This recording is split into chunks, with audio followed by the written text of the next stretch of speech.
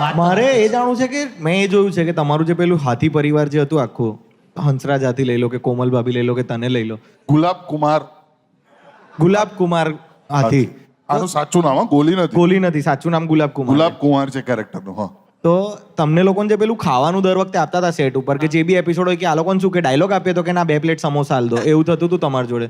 તો એ કેટલા રીટેકમાં કેટલા આમ એવું થયું છે કે કોઈ વખત કે બસ ભાઈ હવે નહીં ખવાય એવું કેમ? હા, ના, તો સૌથી વધારે ખુશ થતા હતા જ્યારે પણ ખાવાનો સીન આવતો હતો ત્યારે જે ટેકનિશિયન્સ છે પાછળના એ બહુ ખુશ થાય, કારણ કે ખબર છે કે માસ્ટર શોટ અને ક્લોઝમાં 2 અલગ અલગ સેમ ક્વોન્ટિટીની વસ્તુઓ આવશે અને હું એક બાઇટ ખાઈશ અને એ જ એ સાઈડમાં હશે. બાકી જેટલી પણ વસ્તુઓ તમને દેખાય છે એ બધી જ સેટ પર લોકો એન્જોય કરતા હતા. એટલે લોકો મને બહુ પ્રેમ કરતા હતા કે ભાઈ આવા જ સીન તારા આવતા જાય અને હું ખાતા જઈએ, બહુ જ મજા આવે. વાહ.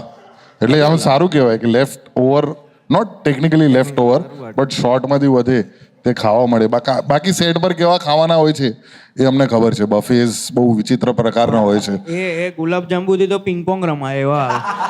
ના, અમારા સેટ પર એકચ્યુઅલી બહુ જ સુખ હતું, કારણ કે આઈ થિંક 60% અમે લોકો ગુજરાતી છે. હા, 60% હશે ગુજરાતી.